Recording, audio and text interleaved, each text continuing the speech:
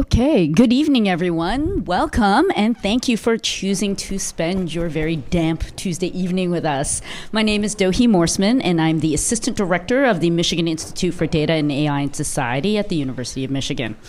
Our institute organizes this lecture series with the support of the School of Environment and Sustainability, who has provided the space for this lecture series this term. Thank you so much, SEAS.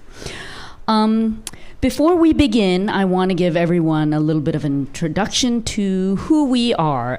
Midas has been at the university for 10 years, and we are an institution-wide organization charged with enabling the development of artificial intelligence, AI, and data science methods. The application of these methods across research fields for scientific and societal impact. These days, our focus tends to land on helping people adopt AI in research and doing so in responsible ways. We also build extensive collaboration with academia, industry, and the government while doing so.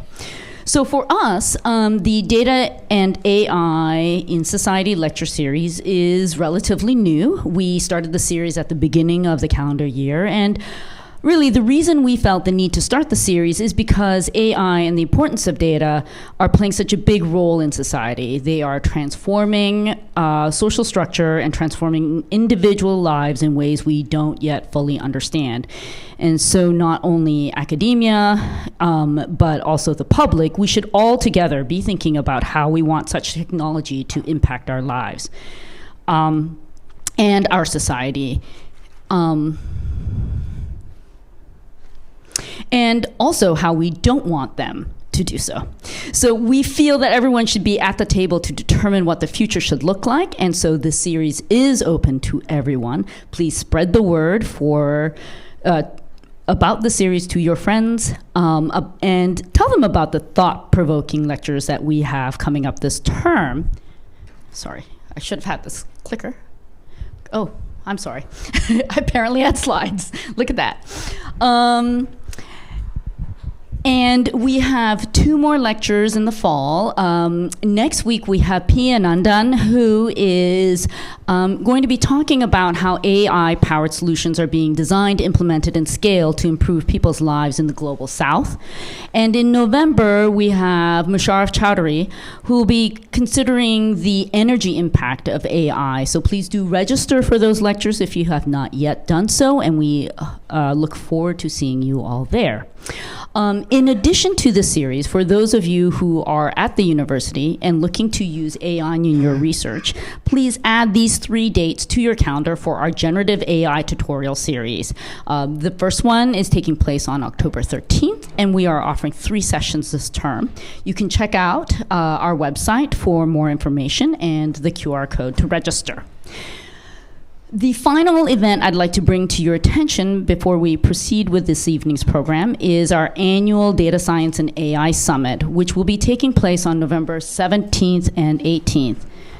This is, again, open to everyone at the university and the community, and will feature 5 keynote speakers who are all very prominent researchers in data science and AI, including leading scientists like Kyle Cranmer, whose pioneering work in data science and collaborative statistical modeling led to the discovery of the Higgs boson, for you particle physicists out there, as well as Brad Mallon, who, as Vice Chair for Research Affairs in the Department of Biomedical Informatics at Vanderbilt University, is a leader in health data privacy, among our others.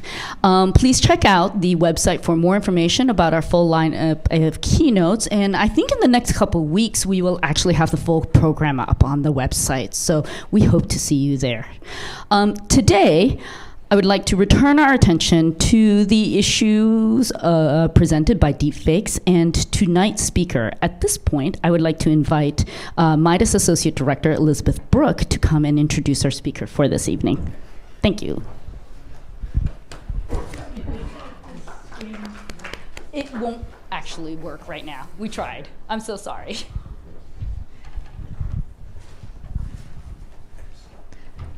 Thanks. Welcome, everybody. It's my great pleasure to introduce Barb McQuade, a professor from practice in the law school here at the University of Michigan. Barb has held a number of interesting and impressive positions, including being the vice chair of the Attorney General's Advisory Committee, overseeing cases involving corruption, terrorism, civil rights, and corporate fraud.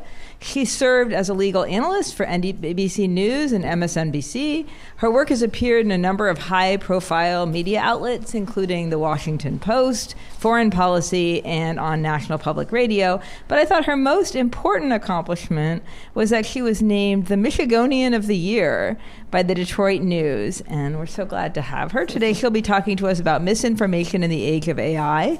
Please join me in welcoming Barb McQuade.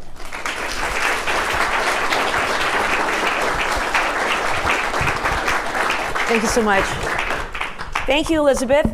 And thank you all very much for inviting me to be here tonight. I'm very impressed with the Midas team and all the things that they are doing to help us understand what's going on with artificial intelligence. It is such a fast-moving development in society with all of the excitement it brings and all of the dangers that it brings.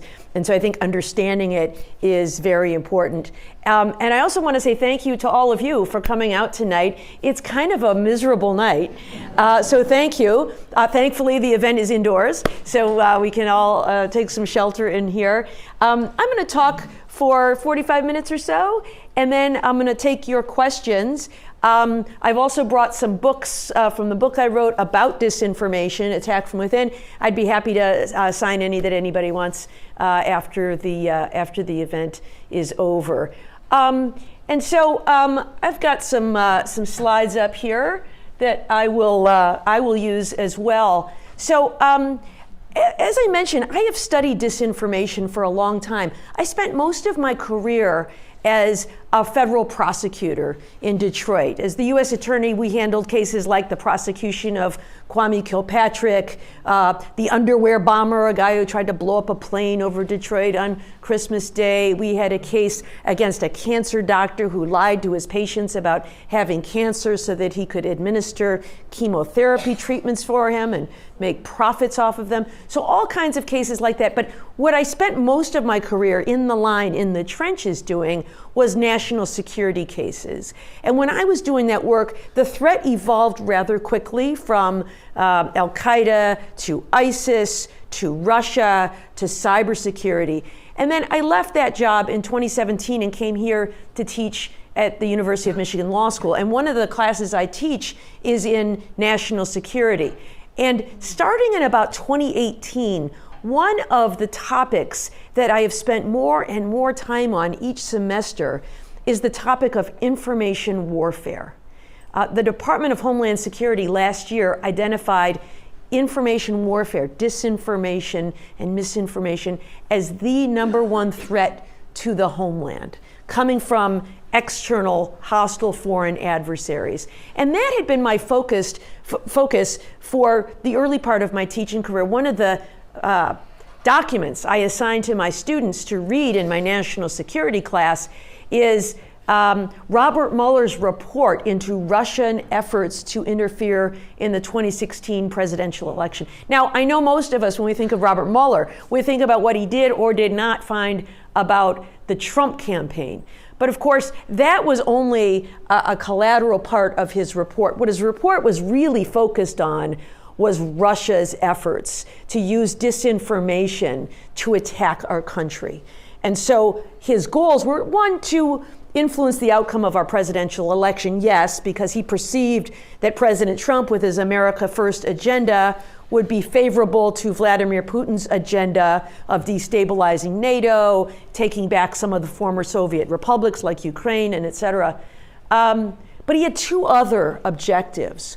One was to undermine public confidence in free and fair elections, to put out all this information about how elections are not reliable, about how people stuff the ballot box, mostly by putting false personas online that look like real people, but were in fact Russian operatives sitting in a place called the Internet Research Agency in St. Petersburg, Russia.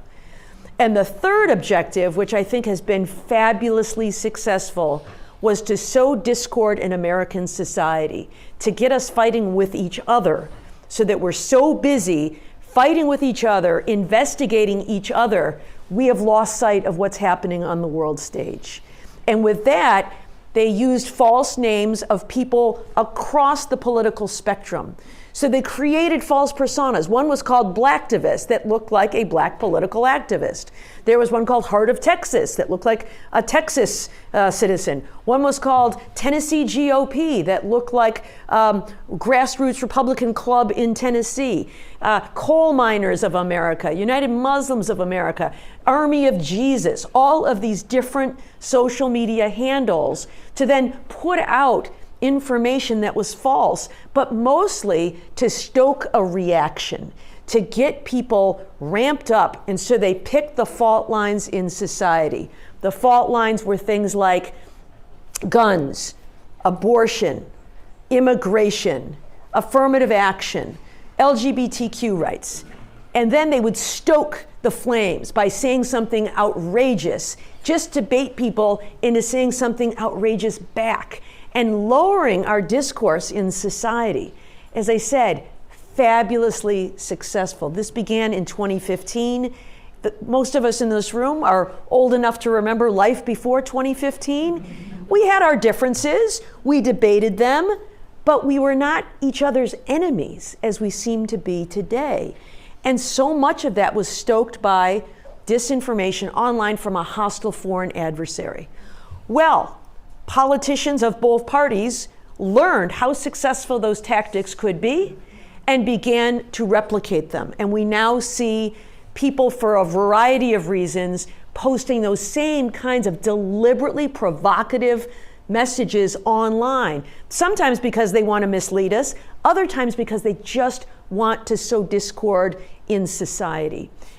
Some of it is to cast political opponents as demons and people who hate America. Regardless of it's left or right, we see that demonization of each other across the political divide. So that was the lay of the land in 2016 and in the years leading up to the last couple of years. Enter artificial intelligence, right? Here we are now 9 years after Russia used social media to interfere with our election, and the tricks and the tools are more deceptive than ever. And so that's what I'm going to talk about tonight. Now, I'm a fan of artificial intelligence. I think this is an incredible tool that can be used to help us in society. But of course, with every invention also comes the ability to use it for unintended consequences, harmful collateral consequences. And that's what I'm going to talk about today, how artificial intelligence is powering a new age of disinformation through what are called deep fakes. So here's my agenda for the talk. I'm going to talk about deep fakes, what they are. I'm going to go through some of the harms that it poses to our society, but also solutions. I think American ingenuity can solve any problem that is created by human ingenuity. We've done things like, put a man on the moon. We can do things that are hard. And I think we have solutions to the challenges of disinformation using AI as well. So first, anybody know what a deep fake is? What's a deep fake? Anybody got it? Well, I know you know, Elizabeth. You're the brainiac here. Anybody else from our audience know what a deep fake is? What do you think it is? Falsified images, video.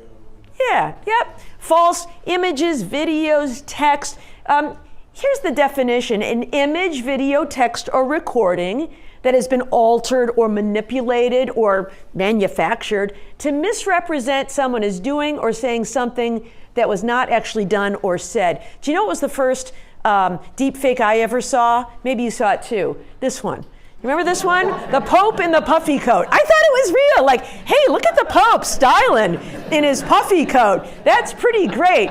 But then I realized somebody told me that it was a fake, and you could tell because like his hands weren't quite right, and the coat and the context and the background and other things. But I thought it looked pretty real, and I thought, wow, if they can do that, pretty harmless, right? But if they can do that with the Pope, what else can they do with fake images? And of course, some of it can be wonderful. Hollywood is using some of these tools now to create remarkable images. Sometimes it can be used for efficiency. When Scarlett Johansson is all done and back in her trailer and they need to do one more take, they can use her artificial intelligence created image to do that last scene. So there's some good things, but also some mischief that can be done with it. And so in my study of disinformation, which I define as the deliberate use of false information, images, videos, or recordings to advance an agenda. And so what kind of agendas do you suppose disinformers have? Anybody have a thought? Like, why would you do this? Why would you create false information and put it out online to try to deceive people? To damage your reputation. To damage someone's reputation, right? Make them look like they're in a bad light. Do you remember the one with Nancy Pelosi slurring her words? They slowed down the video and claimed that she was drunk. Yeah, harm someone's reputation. What else? Any other thoughts? Yeah. Scam someone. Yeah, scam, right? You could, we'll talk about that in a minute, but the Nigerian prince has gone 3D, right? You know, I'm a Nigerian prince and I need someone, a bank account to put $1 million in. Would you please? And I'll let you keep it, but I'm just going to need your account number. Now we can see these things in a voice, in a phone call, images, and other kinds of things that can be done in a far more deceptive way. Any others? Yes. To guide opinions, to Yes. move an agenda. Influence, right? Political influence. Think about all the influencers that are on social media. People get paid money to go on TikTok and Instagram and push products or styles and other kinds of things. And so with disinformation, we can be pushing not just products, but also public opinion. And you know, we all think that we are strong, we have our own opinions, we base it on fact, but think about these influencers. They would not get paid the thousands of dollars they get paid if corporations did not believe they were influential, that our opinions get pushed and nudged when we see things online with influencers. I mean, why do we see Coca-Cola advertise on television and tell us it's the real thing? Why does Tom Brady do ads? Why do they pay him so much money for these ads? Who do we see all the time? Peyton Manning seems to be the pitch man for everything these days. And why is it? Because people buy their products when they see someone who's likable and credible and successful pitching it. So to influence our opinions, all of these things. So some of the things that I've learned in my research about the motives are, geopolitical, like Russia trying to move public discourse in America to doubt the legitimacy of our elections, to sow discord in society, to push us toward their favored candidate. Recently, we've also seen China be very involved in trying to influence elections in Taiwan. So we have disinformers around the world trying to affect geopolitical motives for profit, right? With these scams or these influencers or other kinds of things. Fraud, we'll talk about some of those scams in a minute, bless you. Humor, sometimes it's just funny, right? Pope in a puffy coat, made me laugh. Sometimes it's just funny. People like to do satire, right? Poking fun at the president, poking fun at the president's rivals. We see that from time to time. We also see it with cyberbullying, sextortion, and putting the head of a high school girl on the body of a pornographic image. Deep fake porn, non-consensual porn, has been rampant in America's high schools. And finally, just downright nihilism. There is a nihilism movement in this country. The FBI categorizes all of these different categories of violent extremism. During the time I worked in the Justice Department, we learned about anti-government violent extremism. There was white nationalist violent extremism. There was even, environmental eco-terrorism. There are all these different kinds of things. But recently, they've got a new category that they call nihilistic extremism. People who just want to blow it all up. Just scrap it, it doesn't work, it's grown out of proportion, we just want to burn it all down. And that is a philosophy that's out there as well. So some of the mischief that we see online is by people who just want to blow it all up. So all of those are the various categories that we see. And you may hear the terms disinformation and misinformation used interchangeably. I actually use them as different terms. I think of them in different ways. Disinformation to me is this deliberate use of false images, text, video information to advance some sort of agenda with one of these motives. Misinformation, I think, is kind of its unwitting cousin. In fact, I have 4 children. Sometimes they refer to me as misinformation. Ha ha, very funny. But I think of misinformation as someone who innocently learns some piece of disinformation and then repeats it. And so in that way, they become an accomplice to the disinformer because they are repeating it and amplifying that message to their friends and others. I know that during the Stop the Steal movement in 2020, there was a Republican pollster named Sarah Longwell who asked people, why is it you believe that the 2020 presidential election was stolen? And one of the things they said is, well, because so many people believe it. I hear it on television and on social media and from my friends and other people. And so it becomes, these misinformers have repeated it so that people now believe it because I've heard it from others. Russia has a term for this. They refer to those people as useful idiots. I believe it to be true, and so I'll repeat it. I'll just give you a quick example of how this works. There was a time when I myself, believe it or not, was a victim of disinformation, and I became an unwitting misinformer. I saw something online that said Patrick Mahomes. You know who Patrick Mahomes is? He's this NFL quarterback, quite successful. He's in a lot of TV ads for Progressive Insurance, I think it is. Is that what it is? Or State Farm Insurance. He's been to Super Bowls. He's been an MVP, terrific quarterback. I saw something online that said, it was kind of preseason, Patrick Mahomes had issued a statement saying that he would not play another down for the Kansas City Chiefs unless and until they changed their name to something that was not offensive to Native Americans, right? Kansas City Chiefs. And so I thought, way to go, Patrick Mahomes.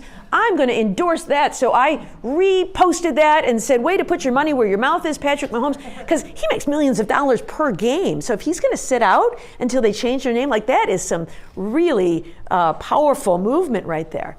And later that day, I was talking to my husband and said, did you see that story about Patrick Mahomes? And he said, no, what story? And this was my first indication that something was wrong, because he's kind of a news junkie. And he said, come on, Patrick Mahomes, you must have heard this by now. Kansas City Chiefs, not going to play it down, insulting to Native Americans, right? He said, no, in fact, that story sounds kind of fake. And I said, now that I say it out loud, it sounds kind of fake to me too. So I went back and I looked online where I had seen this story, and it looked pretty legit. It was from ESPN, their Sports Center account, right? That's the flagship brand. That sounded pretty good.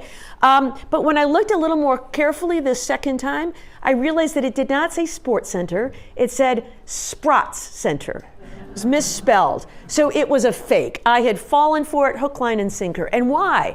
Part of it was it had that emotional appeal. It pushed my buttons. It was something that I cared about, and I wanted to signal my virtue that I'm a member of the good guys tribe, and I was going to climb on the bandwagon, right? That's what I was doing.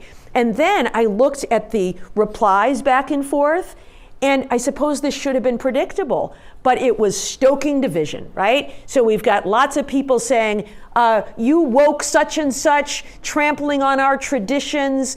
The Kansas City Chiefs have been around for 50 years. How dare you, radical leftists, such and such. And then, of course, there were others on the other side who were saying, you want to appropriate Native American names for your own amusement. That's so insulting.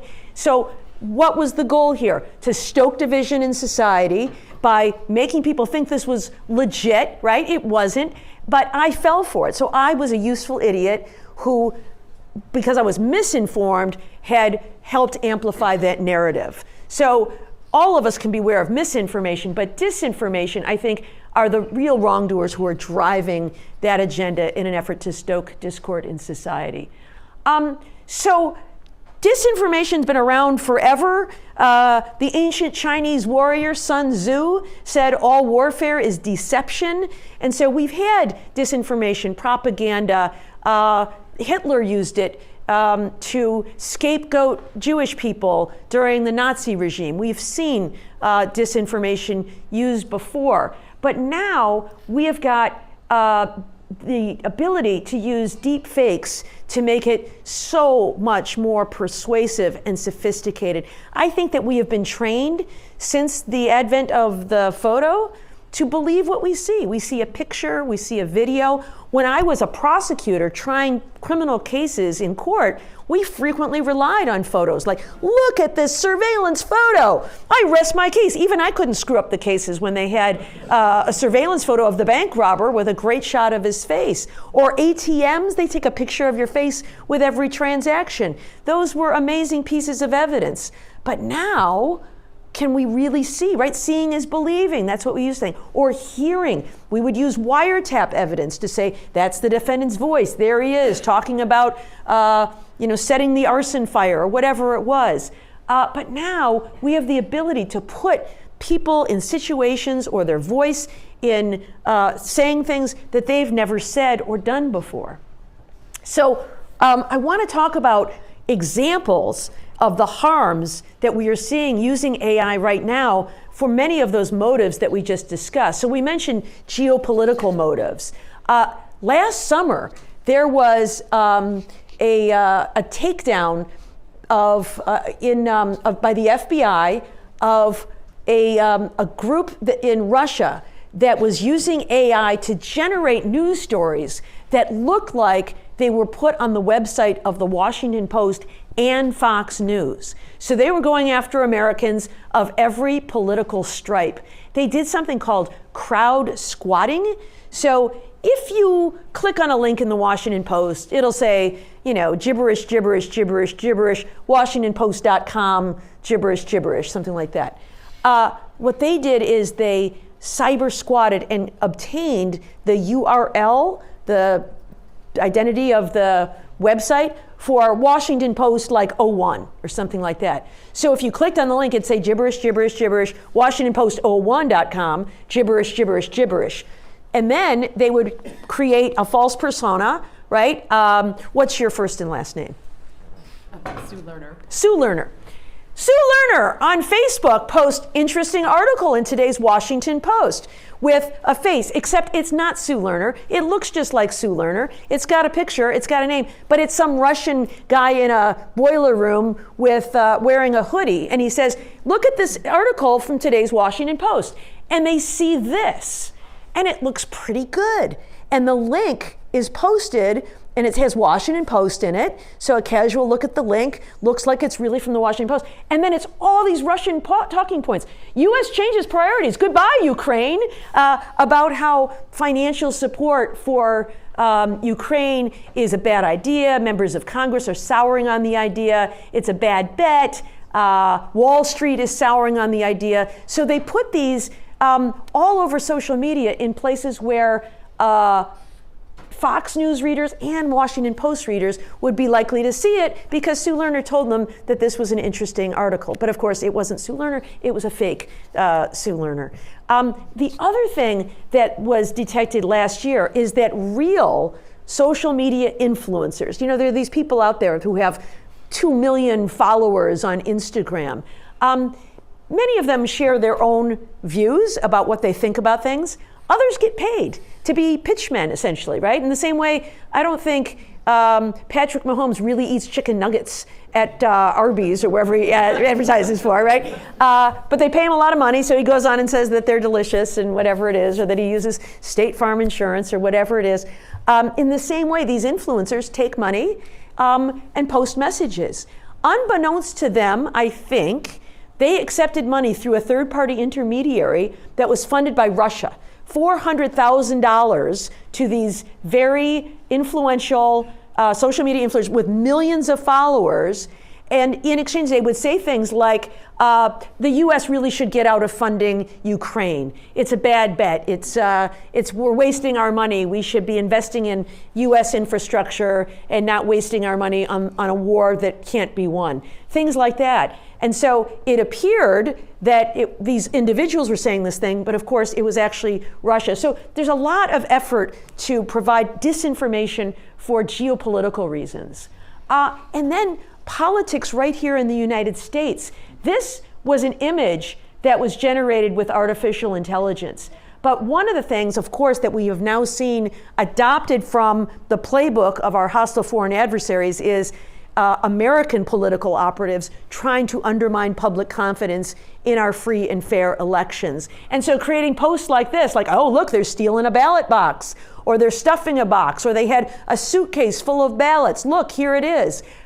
So we're seeing generation of these kinds of things on social media as evidence that ballots are being tampered with and that we can't trust our elections anymore. What happens if we don't trust our elections? Well, it allows someone to contest the results if we can have some evidence out there. It also ultimately can cause many people to disengage. I'm not going to vote. It's all crooked anyway. It's all rigged. It's all fixed. And when we disengage, then our elections are decided by a much smaller group of people. And if you can persuade them, you can win an election, which is a much smaller portion of the electorate. So we're seeing it in politics. Political influence. This made the rounds. It is labeled AI generated, but this made the rounds last election, where Taylor wants you to vote for Donald Trump. And I saw versions of this that were not labeled as AI generated. So, you know, you're a young voter, a Swiftie, a Taylor Swift fan. In the same way, we've got all these influencers paid big money to pitch their wares. If Taylor Swift wants me to vote for Donald Trump, maybe that has some influence, even if only subliminally. So we've seen a lot of these. Here's one maybe you read about. Last year, during the 2024 New Hampshire primary, there were fake robocalls in which the voice of Joe Biden was heard urging voters to stay home from the polls. And they were able to generate not a voice that sounded like Joe Biden, but Joe Biden's actual voice, because they used the large language model of his actual speeches that are out there. You know, with somebody like a public figure, like a Joe Biden who's been president, there's lots of samples of his voice out there. And so I'll see if I can play it for you. Looks like I might. November election. Voting this Tuesday only enables the Republicans in their quest to elect Donald Trump again. Now that sounds like a plea from Joe Biden, except that it isn't. And that. Oops, it looks like I closed out of it. Ben, can you help me come to the rescue of my technical needs? So I just wanted to play that clip for you so you could hear the voice of Joe Biden. Like, that's really his voice. It isn't someone impersonating Joe Biden. They take the language model of actual sounds, clips of Joe Biden's voice, and they're able to use it to cause us to believe that that's genuine. That someone was charged in Texas with manufacturing those robocalls. So if you were a voter in New Hampshire, you would get those calls. You know how you check your voicemail, your answering machine, and you've got a robocall. This came from, it sounded like Joe Biden urging voters to stay home. He said, what Donald Trump and the Republicans want you to do is go to the polls and waste your vote in the primary. Don't waste your vote. Save it for the general election. Now, of course, that makes no sense because you can vote in both the primary and the general election. But nonetheless, that was what happened. Thank you, Ben. I appreciate that. I may need your assistance for the next one as well, because that one is also a sample I wanted to show you. This was posted, made the rounds on social media, including posted by Elon Musk, who has many millions of followers on X. And this was a video that was posted. Again, this was real footage of Kamala Harris, but artificially intelligence generated voiceover that, again, doesn't just sound like Kamala Harris, but is her voice sampled and stitched together to make it sound like words she is saying, but she's never actually said these words. Let's see if I can make this one go.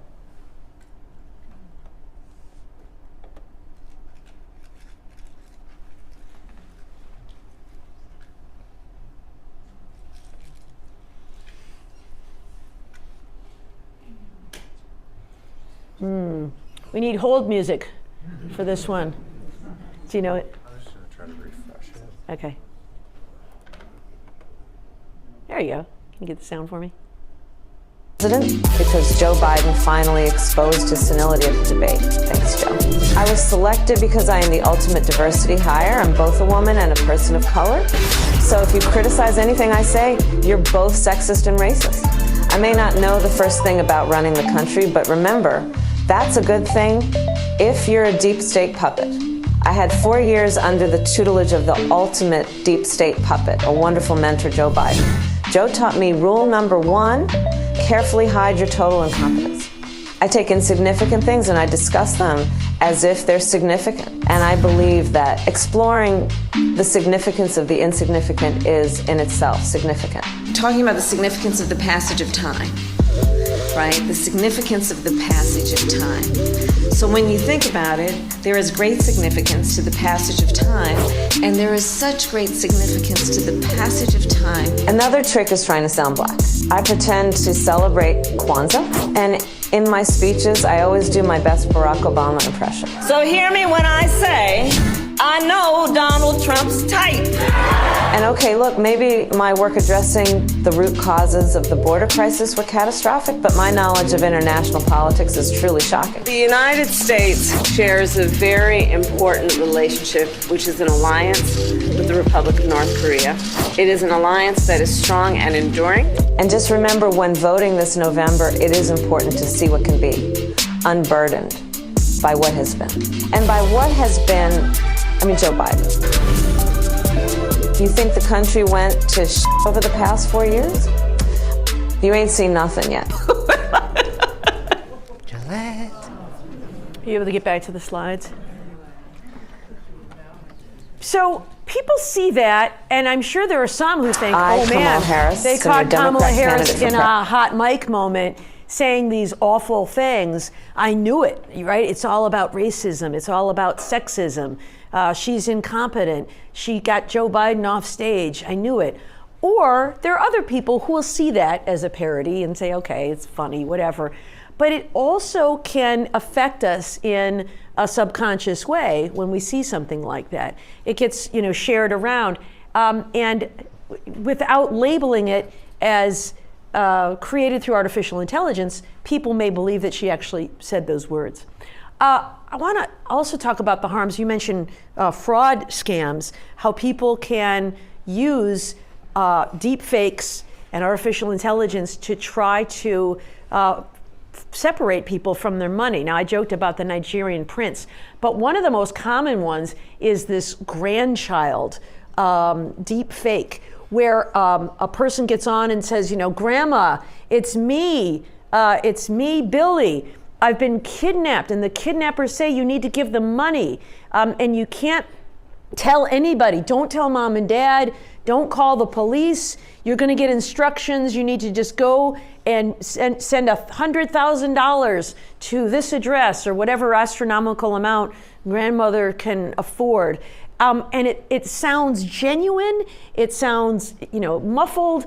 You'll get, it looks like a real call that has come in through spoofing. And so it is a very sophisticated way of causing people to fall prey to people who are seeking to steal their money. I also wanted to mention this deepfake porn. I mentioned a little bit when it came to cyberbullying, but there are apps available online that are nudify apps. I mean, most of us have apps for things like I used today my compass app because I wanted to know which direction I was going in. Or I might use my Maps app to figure out the best way to get to the Dana building, right? But what I don't tend to use very often is the Nudify app. But they exist. And they've become very popular with teenage boys. They will take, a girl from her Instagram account. Here she is in her soccer jersey, playing in a soccer game, posing with her teammates. And using this Nudify app, they can take her head and put it in the body of someone in a horrific pornographic site. And then they make a screen grab of that and send it around to all their friends. And then when she walks down the hall, they all snicker and say, "Oh, look, I saw a picture of you." This is becoming a serious problem in America's schools. We are seeing some schools starting to ban the use of even phones in schools. There have been some laws passed in Michigan and recently federally called the Take It Down Act that require people, when there's a complaint that says somebody posted this deepfake nude of me online, the social media company has to take it down if there is one of those complaints. But it's definitely a problem. I mean, you think about all of the ways you can use this incredible technology. I raised 3 sons. Leave it to teenage boys to come up with this one, right? That we are going to nudify our peers. But it is, something that is a way of bullying, of exploiting, of dominating young women. I suppose it can be used for young men as well, but most of the stories I've read is that it is being used as a way to harass. It is a form of sexual harassment for teenage girls in a time when, they're just not equipped to deal with this. I mean, who is, especially with this brand new kind of technology? There have been reports of girls who've committed suicide over these kinds of episodes. I mean, when you are in school, it is your whole world. And if you have been ridiculed by everybody, it can be a really emotionally disturbing time. And so I think it's a serious problem. I also just wanted to mention the psychological effects. There is a lot of data about this and studies that are being done on the psychological effects of AI. One is this emotional trauma of being impersonated, whether it makes you appear that you were nude in a pornographic site that you were not, or that you were drunk and slurring your words, or accused of something you didn't do. There have been cases of political races in smaller races, city council races and other things, where an opponent has caught their political opponent on a hot mic spewing racist rants, when of course they never did, but it sounds like their voice, like, "Oh, listen to so-and-so at the last meeting." That's traumatizing to someone who is completely innocent of that and tries to convince people that that never happened. Fake images can also create false memories. So you may say, do you ever think back to something, you say, "Oh yeah, I remember seeing a picture of that 10 years ago," and there's an image in your mind of something.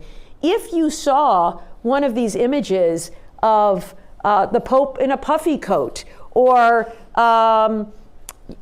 Kamala Harris saying these awful things, 5 or 10 years from now, you may not remember if it was authentic or if it was a deep fake, or it still might affect your impression of somebody.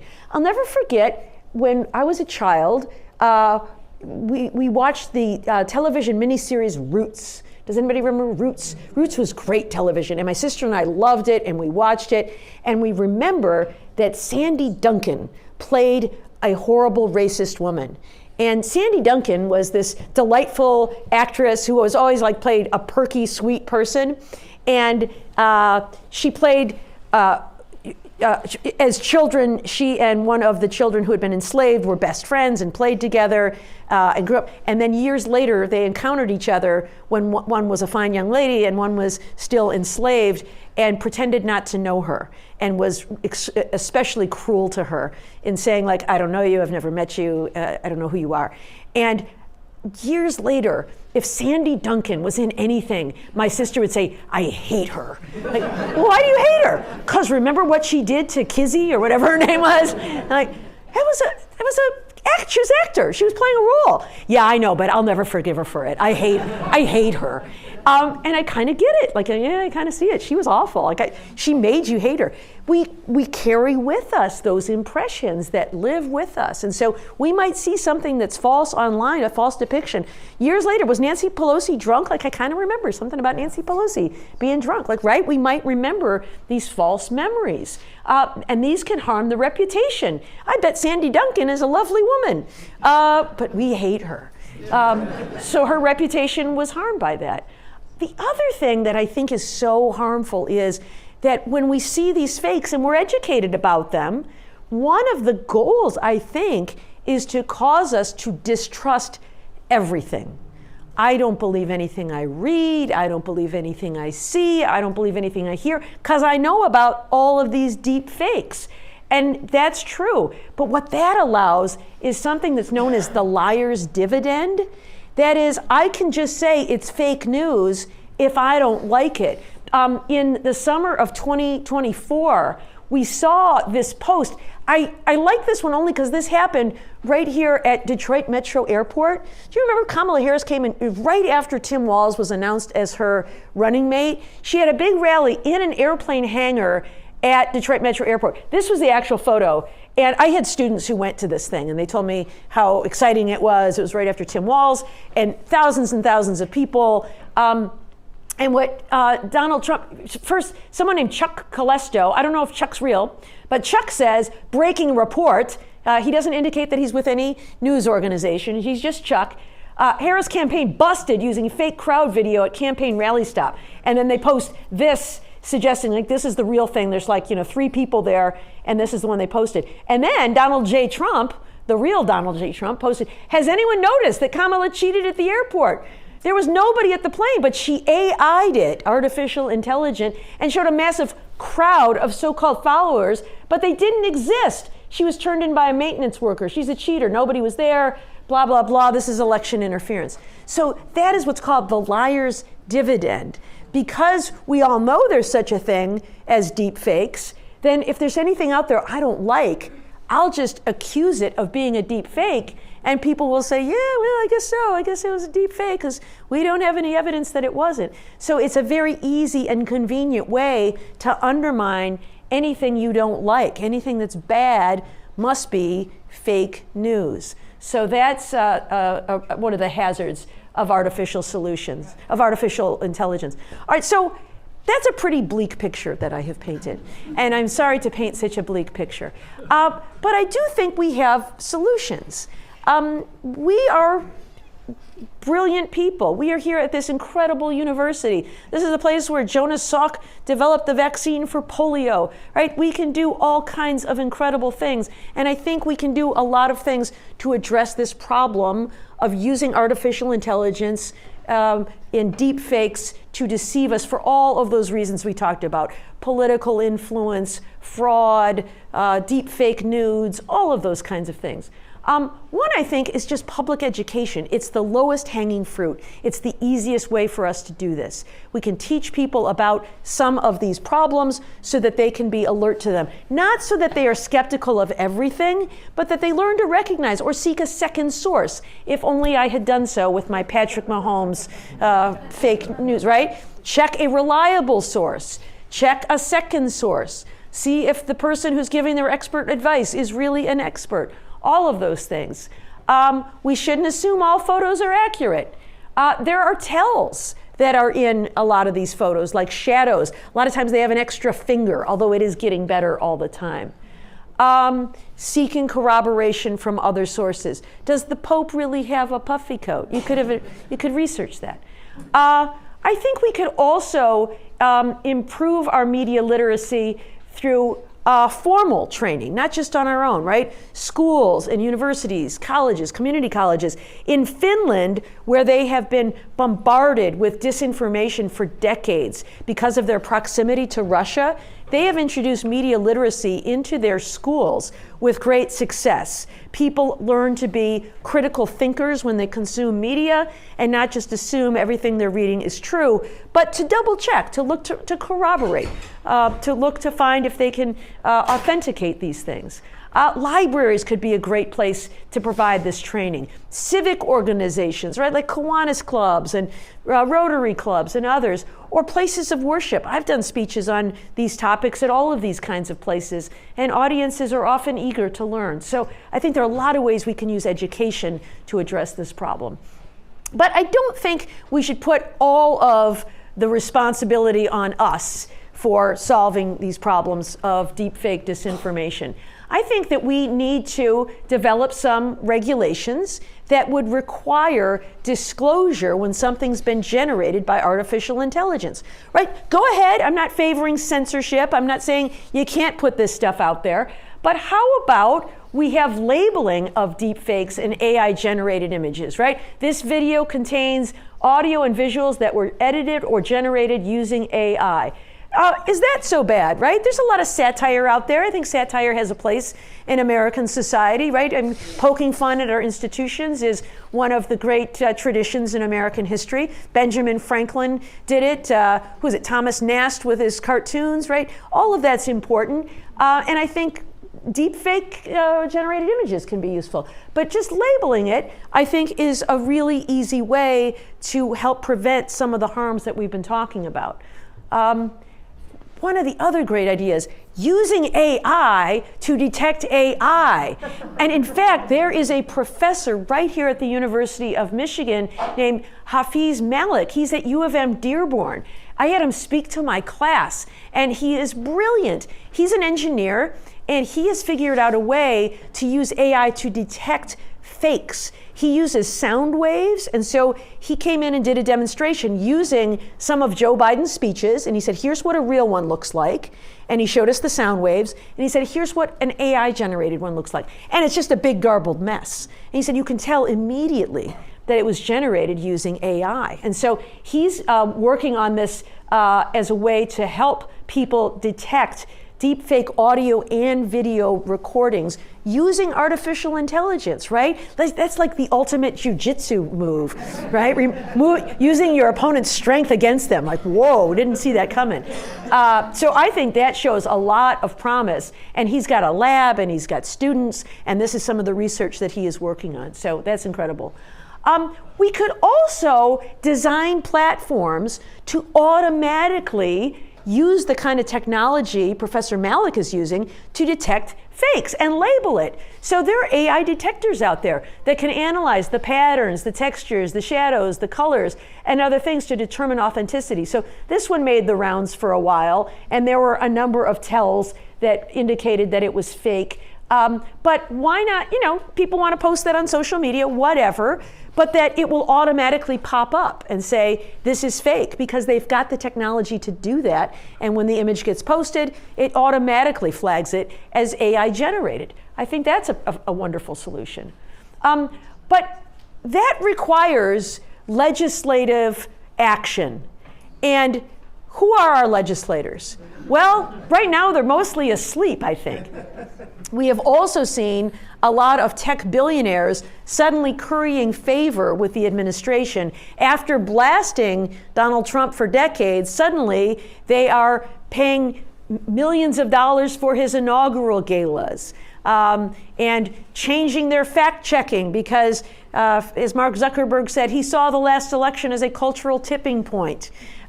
We are seeing a lot of, I think, tech and communications and media companies more concerned about approval of the big merger than they are about calling out illegal behavior or improper behavior by the administration.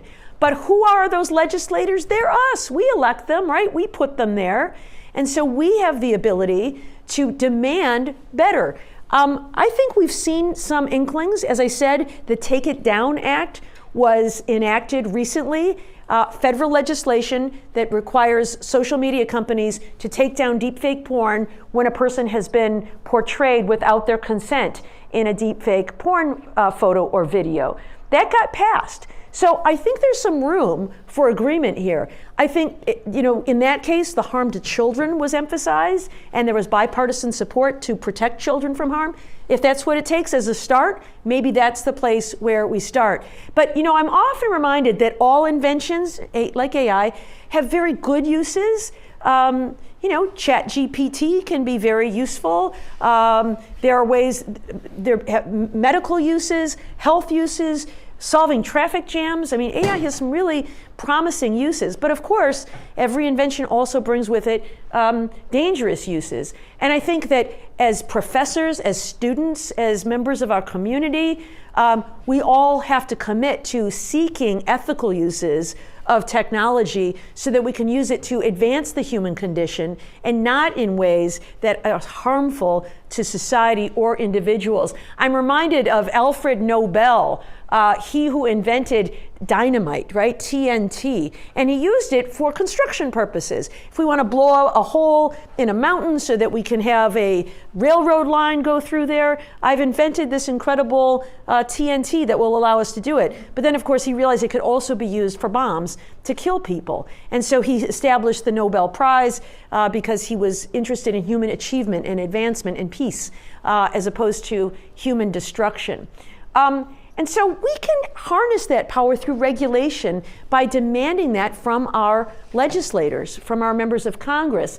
I'm also reminded of this great invention, the airplane, right? This is a scene of the Wright brothers at Kitty Hawk, who invented the airplane, I think, unless that's disinformation. I guess I don't really know. But to invent the airplane, what an incredible invention, right? I fly frequently. I love it. I've got children living all over the country. I can visit them. They can visit me. We can be in each other's hometowns in just a couple of hours. What an incredible invention. But to invent the airplane was also to invent the plane crash. Because every invention has wonderful benefits, but also some negative collateral consequences. So how have we dealt with that? Well, we have said we want to maximize the good uses and minimize the crashes. So we have all kinds of regulations, right? We've got the FAA, the Federal Aviation Administration. They regulate everything, the design of airplanes, the building of planes, the training of flight crews, how many hours they're allowed to fly before they need a rest, the air traffic controllers, heavily regulated industry. But when it comes to social media, nothing. Zero regulation. And for now, the tech billionaires really want it that way. They don't want to have to answer to your pesky rules or perhaps be found liable if they violate them. But that's where we are. We have the power to demand better from our members of Congress, and we should do that. And I think if we work together, we can harness all of the positive aspects of artificial intelligence without falling prey to the dangers of deep fakes. And with that, I will leave you with one last image. If Ben can help me. Yeah. Uh-huh. I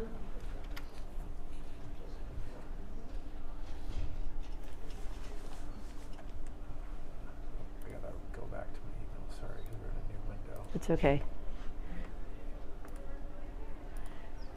Otherwise, we will live in this world.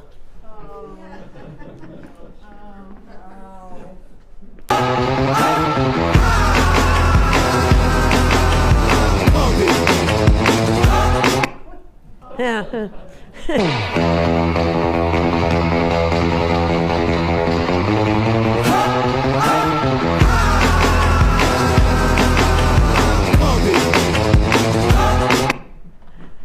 Anyway, I'd be happy to take your questions.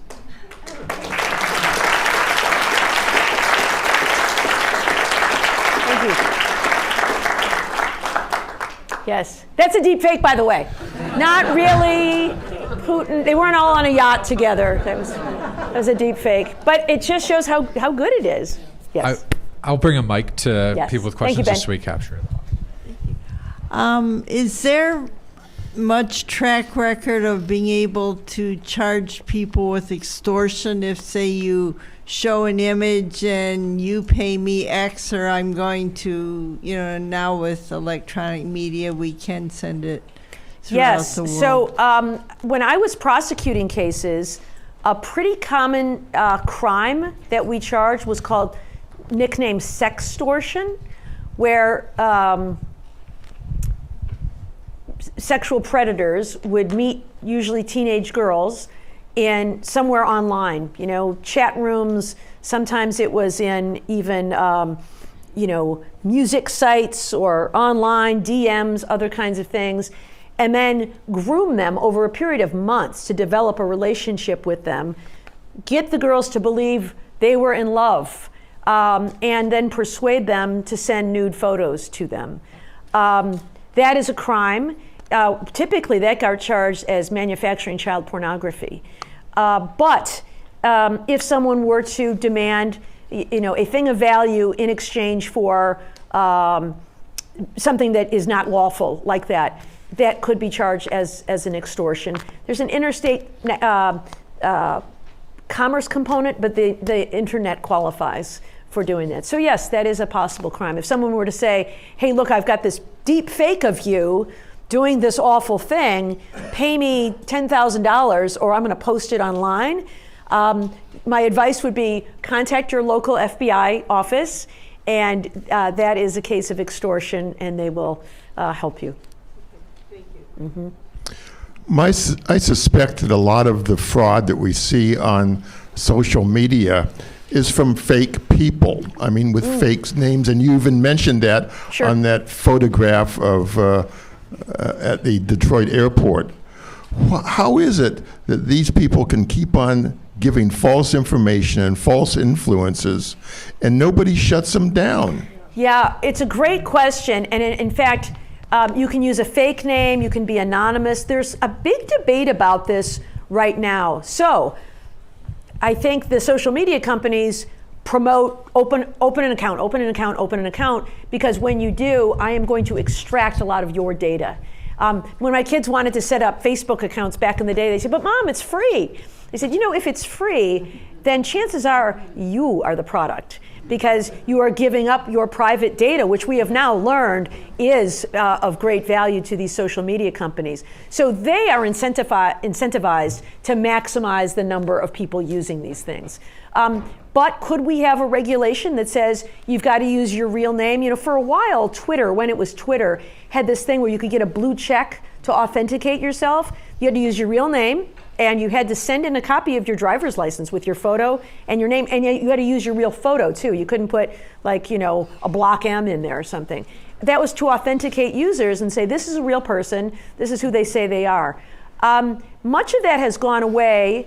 For a while, Elon Musk was allowing people to get a blue check as long as they paid for it. But what happened is a lot of fake accounts pretending to be celebrities when they weren't, just because they paid for it. So one claimed to be the official count of what's the Eli Lilly? Is that a pharmaceutical company? Yeah. Eli Lilly, and it said oh bummer, the cost of insulin just went way up to $10,000 or something. Their stock tanked because people thought it was real. So currently there is no law that requires this kind of authentication. I think we could have one. We could say, hey, social media companies, you must authenticate the users by requiring some sort of, show me your driver's license type of thing. And then we know it's Barb McQuade, here's her picture, here's her name, and now she's posting and we can believe that it's her. There is a counter argument to that though. For example, in the Arab Spring, there were people going online with just names like Sunflower.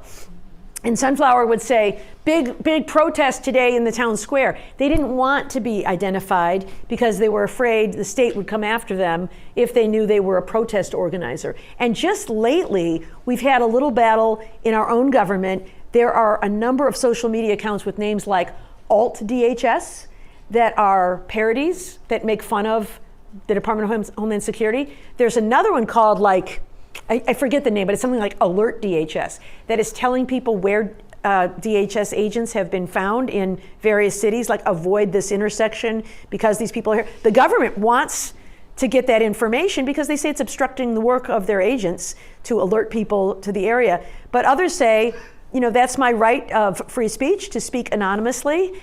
And if I reveal my identity, I fear retribution from the government. So it's a hard debate. I think it's a hard issue.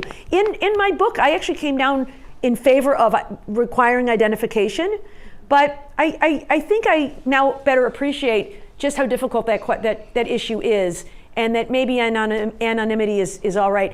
The Detroit Free Press used to accept reader comments, and they were often anonymous. It would be Bobby Joe from eCourse, and it was just anybody. They were just making up their name, making up their location. They ended up taking it down because they said it was so awful. Like, everybody just wrote awful things. Because they were anonymous, they would say things like they would never put their name to. Often it would become very racist, with people making accusations about, you so-and-so and these kinds of things. So they said, however, we are going to retain our letter to the editor, which requires you to send us your name, your address, your phone number, and we will contact you to authenticate that you're really the person you say you are. So I think there may be value in this ending anonymity, because it is what allowed Robert Mueller to create all the, to find out that Russia had created all these false personas online. I think it's a big part of it, the deception with these fake accounts. So I think that's one potential solution. Yes. How about ready? Oh, I'm sorry, we'll go with the microphone. Ben is bringing the microphone around. He'll come to you. Okay, so just, I have a separate comment, but in response to what you said right now, you could have plenty of genuine accounts, as in someone who's got a legitimate person, influencers who have accounts today, and they could be posting incorrect disinformation. So the anonymity by itself won't solve the problem that you just described. Thank you. And this is sort of a continuation from the previous question, which is, you made the comment earlier that it might be useful to have labeling for images or video that gets posted online, where you're saying that this is AI generated and not like a real image. Yeah. And once again, so this is, Chuck sitting in your boiler room in Russia is not going to post that disclaimer or that information. And the social media companies don't really want to pursue that either. They want engagement and not authenticity necessarily. There are other ideas being explored on how to digitally sign images or video that get produced in order to try and mark them as legitimate and not artificially generated or altered. That is something that may have some value. And so then you could have, so it's not merely the fact that it's signed, but also who is the person signing it. Mm-hmm. So let's say maybe if you have AP or some other respected media source that has value. But again, this is a really hard problem to solve in terms of all this bad stuff that gets generated. Yeah, no, it's a great thought. Just a couple thoughts in response.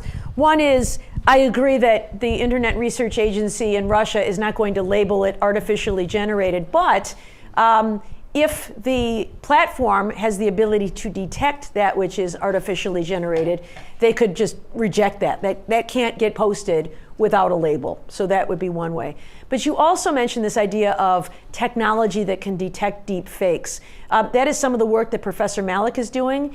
There's also something referred to as a digital watermark that can be used on authentic photos so that they cannot be doctored. And if it doesn't have the watermark, then it can't be posted on the platform. So I think there are solutions to these things, but it would require some regulation from social media companies. Now we have a little bit of carrots and sticks we can use. Currently, there is a statute known as Section 230 of the Telecommunications Act of 1996. It gave social media platforms, they called them internet service providers, immunity from legal liability for anything that gets posted there. And the reason at the time in 1996 made a lot of sense was to foster investment and innovation and creativity. I mean, who would go off and build a Facebook if you thought you could get sued every time some joker posts something defamatory online? I just build the lines and I'm not responsible for anything anybody says on it. That was the philosophy. And that's true to this day. But why couldn't we say we've got some exceptions, right? You do need to detect that which is artificially generated by artificial intelligence. And if you fail to do so, you could be held civilly liable in a lawsuit by a person who is wrongfully depicted. They could sue you, Facebook, and say, you allowed this to happen. So I think there are ways we could use, without completely ending it, because I think it would end the industry if they were responsible for everything that was there that was potentially harmful. But if we wanted to have some selective rules, whether it's about no anonymous accounts or if it was about labeling of AI generated content, I think we have the way to do that of opening that valve of legal liability if they fail to comply with certain kinds of regulations. One of the challenges with this Section 230 and trying to do away with it is that then you have massive companies like Facebook that are the only ones who will have the capacity to deal with the tide of information that's coming in. Yeah, well, you could make it apply only to certain size, for example. Something like that. Yep. No, it's a good point. If you have X users, or you are subject to these rules. Yeah, I agree. Yeah, I agree, because you don't want to remove barriers to competitors, because that helps. Like Blue Sky came along in response to Twitter and is actually doing pretty well. So it's good to have an open playing field. Mm-hmm. Earlier you mentioned there was a man in Texas who did the robocalls to New Hampshire. Yeah. What crime was he charged with, and what was the outcome of that? I don't know the outcome. I don't know that it has come out yet, but it was civil rights violations for interfering with voting, with the right to vote. Oh, okay. Could I just make a general comment about something else? As long as it relates to AI and deepfakes, sure. Well, it relates to you, and I just want to say we enjoyed watching you on MSNBC. Thank you. And you were a representative. Thank you very much. I appreciate it. Thank you. Of Ann Arbor and the University of Michigan, and every time you came on, I just swelled with pride, and I just want to thank you for that. Thank you very much. Got a couple hands down here. Thank you. What's to prevent a person from saying that's not me? What made me think of it was the porn scam stuff that's going on. It sounds like all they had to do was say, well, that's not me, and it has to be taken down. So what's to prevent a person from having something, either a picture or something they said that they now regret having it taken down? That's the liar's dividend, right? Well, I think one of the things is that they can detect whether the image was generated using artificial intelligence tools. So if you say, that's not me, that would spark the platform to go check the photo and say, oh, we can tell that this was generated with artificial intelligence. Of course, that'll get harder as the AI gets better. Yes. We may get to a point where it's impossible, but also perhaps the detection will get better. I spent my career in law enforcement where the bad guys were always one step ahead of us. But but we kept trying. We were always, we wanted to keep just one step and not more than one. Yeah. Yeah, so I think I kind of overlap with, I guess, whatever others people said. So, but I mean, listening to you, it's like, I guess there are 2 to 3 components of generating these deepfakes. First of all is the data. Somebody should have the data, or it should be accessible. Then there's some kind of compute and the algorithm itself. Now, there are a lot of platforms. I mean, I could say, let's say Hugging Face, that's an example, which has a lot of, music creation, video generation tools. And, coding has become really accessible. Someone can do it on their laptop, with good intent, with bad intent, whatever, and just upload it online. So what's the responsibility of these platforms that are making these tools open source? Right. I mean, big companies, definitely, that's a different game. But there are, like maybe small startups, like I watch Y Combinator. Everyone is coming up with a AI startup. Yes, I know, right? all my friends' children work for AI startups. Okay, wow. Yeah, there's a lot of startups going on. And the second thing I think, which I think somebody else said is, like there might be, to a larger degree, a larger market share of few companies in social media sphere. So maybe having more companies, they could compete for, Yeah. Maybe like, okay, my platform is less chaotic, join my platform. Yes, sure. I think that's right. So I think, regulating these big companies that are generating artificial intelligence is one. There are some state laws that are getting passed that could be good models for these things. And they're pretty modest to date, but they require an independent auditor to come in and look at the algorithms and the other kinds of things, because they may not want to share what they're doing with the public at large, but in the same way a bank is subject to regulators and people who come in and inspect the books to see what they're doing and making sure they're not using algorithms that are harmful. You know, there was a Facebook whistleblower who said that Facebook was generating the algorithm in a way that would generate rage and pushing content, because rage meant people stayed online longer, and so rage turned into advertising revenue for Facebook. And so having, you know, an independent auditor just come in and look at those things, I think could be one way to address that. The other thing I think we need is robust antitrust enforcement. We have seen that recently. I think many of these cases are carryovers from the FTC under Lina Khan and the Justice Department in the last administration, because why is it that all of these tech billionaires are currying favor with not only the president but members of Congress? I think because they don't want to have any sort of regulation or problems with antitrust enforcement, you know, when these huge mergers are going on and other kinds of things. But I think antitrust enforcement, you know, I hearken back to the Gilded Age, you know, the new robber barons, the Rockefellers and, you know, Vanderbilts are Zuckerberg and Musk, right? And they are building these massive empires by getting monopoly share in social media, and controlling communication is, I think, even more fraught than just controlling consumer products where they can gouge you on prices, because they can control information.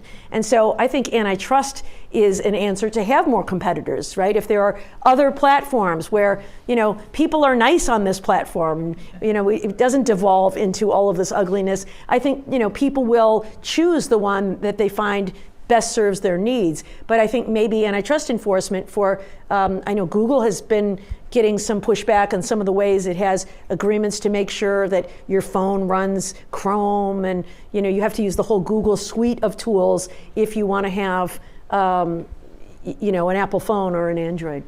But I mean, also on the other hand, you have to develop alternatives, right? I mean, to compete, let's just say. But then, you know, will there be competitors? Because they're already very strong players. Yeah, right, they're giants. And certainly one thing we're seeing in our society is not more competition, but less. We're seeing consolidation in every sector, right? Hospitals are all merging. I've been dealing lately with nursing homes. They're all, you know, they're all owned by private equity and they get gobbled up.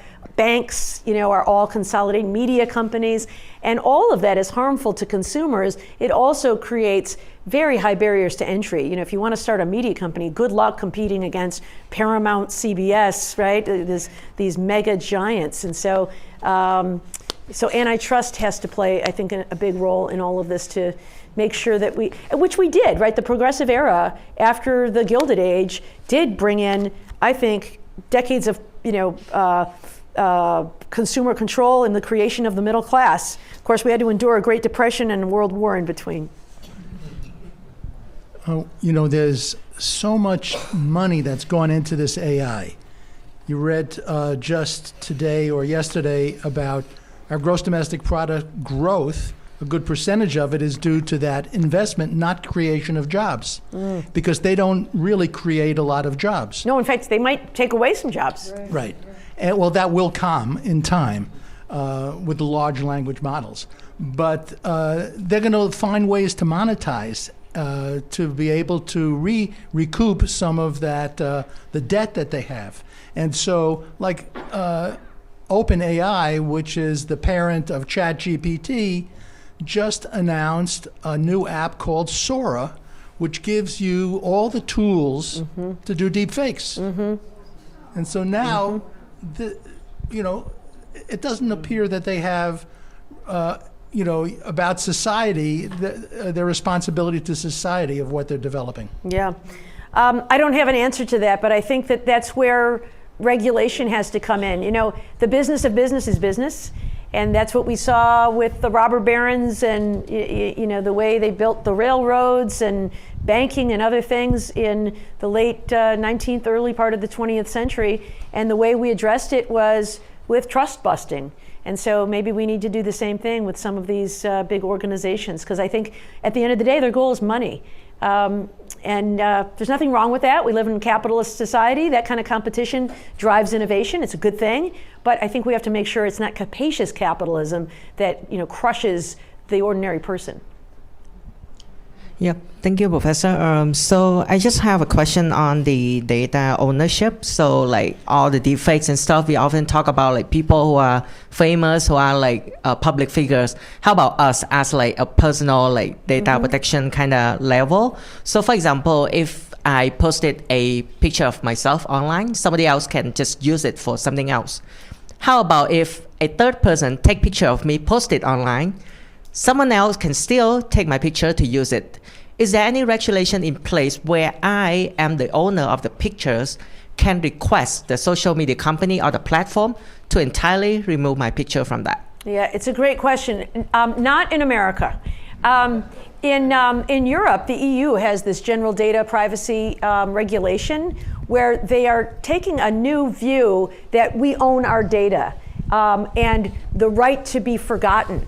And if you ask people to remove things from the internet, they're required to do that under this general data privacy regulation in the EU.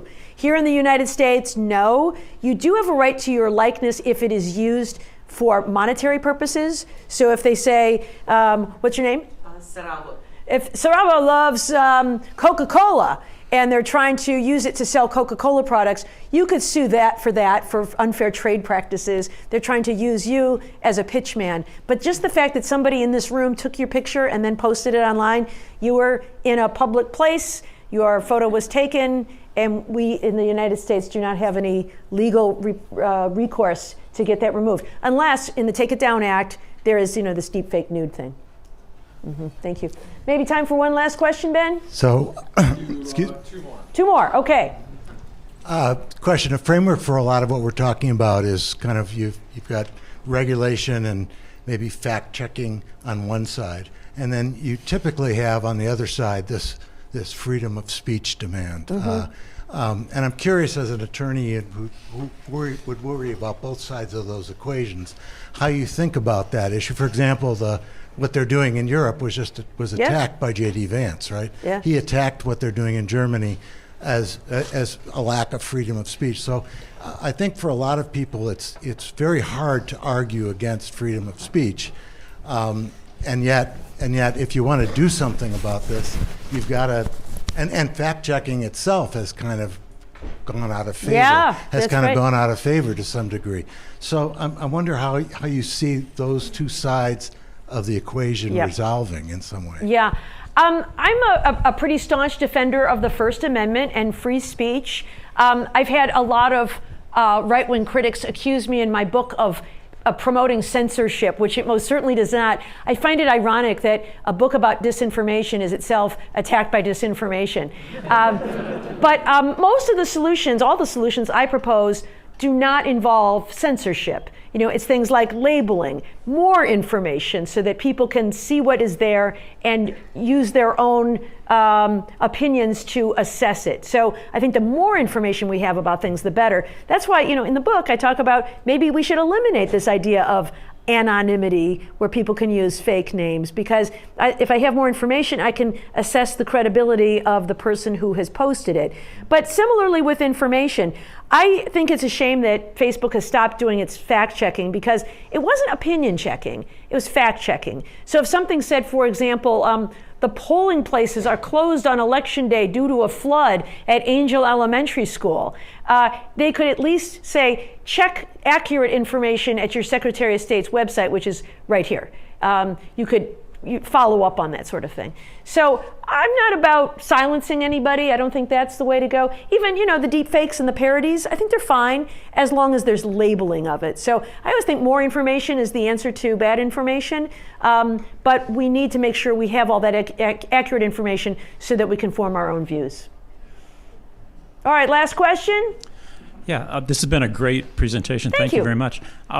It occurs to me that fake stuff is nothing new. This is really old stuff. Sure. Before we've had the recent AI stuff, we had photoshopping. That goes back for decades. Before that, we had Buster Keaton and trick photography. Sure.